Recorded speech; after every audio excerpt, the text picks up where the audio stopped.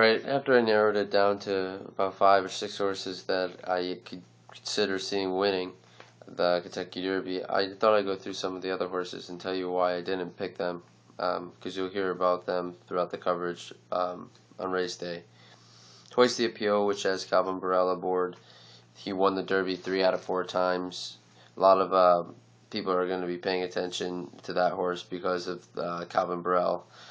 With that horse, I think he already ran out his pedigree, and it took him a long time to break his maiden. I just don't see that he'll have the class to get the distance and deal with Derby Day. Um, let's go to Coma to the Top.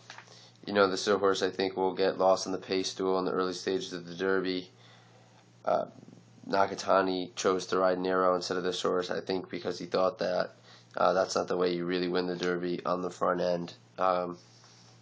Pants on Fire just barely held off Nero in the Louisiana Derby by a neck.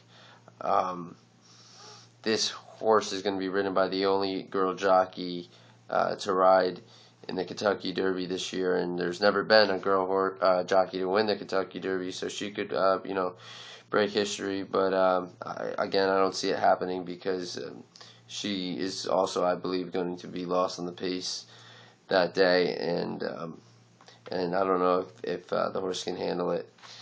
Derby Kitten was one of the last horses to get into the Derby because of graded earnings and horses coming out of the Derby late. This is a turf horse, and I think that the connections of the horse are just going to the Derby because they can, and it was a last minute thing, and why not? But I don't see that horse making too much of an impact in the Derby this year.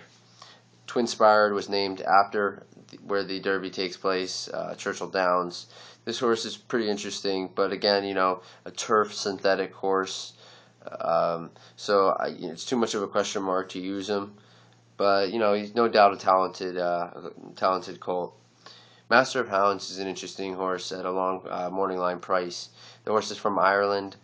He came over here and was in the BC Juvenile Turf, just like Soldat. This horse came sixth by 3 lengths, where Soldat just barely lost second and came second. This horse also just lost the UAE Derby over in Dubai, which is a very prestigious race. I mean, he came second by a nose. And Garrett Gomez is going to be the jockey, and he's a very talented rider. So you got to pay attention to how this horse reacts to Churchill Downs on race day, and judge it by that. But he's definitely a wild card.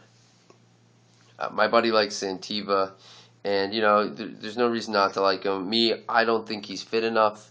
He only had one prep. He disappointed. People will argue it was on that synthetic surface, and he's returning to dirt, especially Churchill Downs, a course that he likes.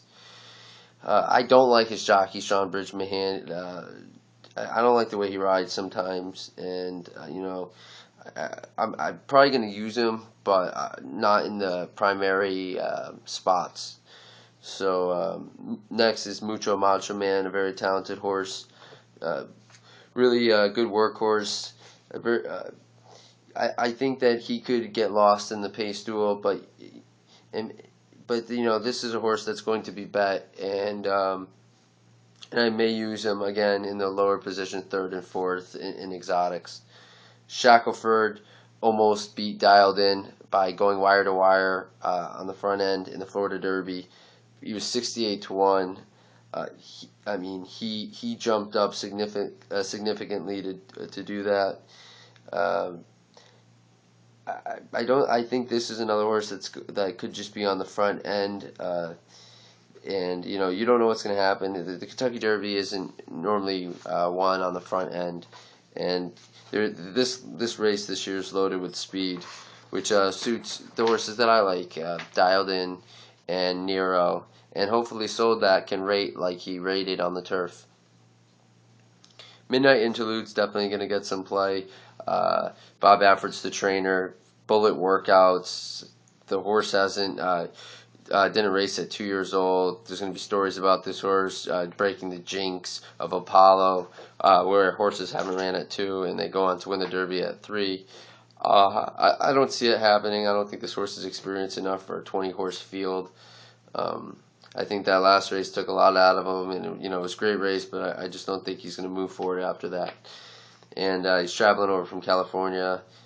Even though they say he's taken well to Churchill Downs, I just don't see it happening with that horse. But it's Bob Baffert. He's won the Derby, so just know that when you're looking at him, this guy has won the Derby. He knows what he's doing.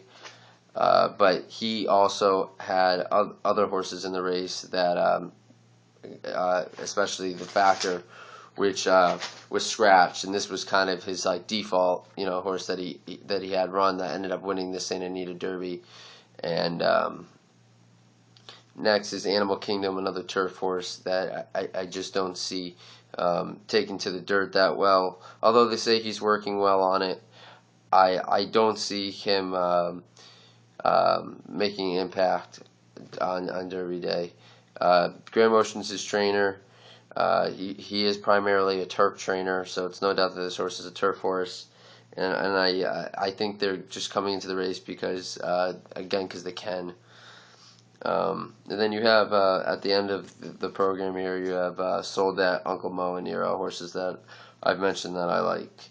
And Watch Me Go, I just think when it did well in the Tampa Bay Derby, which last year was kind of an important Derby prep. This year I really don't see it as too good of a Derby prep, with Brethren really not showing up to his potential or his expectations as a 3-year-old. And none of the horses of the Tampa Bay Derby really came out to impress me thereafter, so I don't see this horse. I see this horse actually probably being the longest shot on the board in post 20 with everything against them. I think this horse is a throwout. If you can throw out one out of a 20-horse field, this is a throwout. But who knows? Anything can happen on that bird one. So take all this in, and I hope I answered some more questions about why I didn't like the other horses. And that's that. Good luck on Derby Day.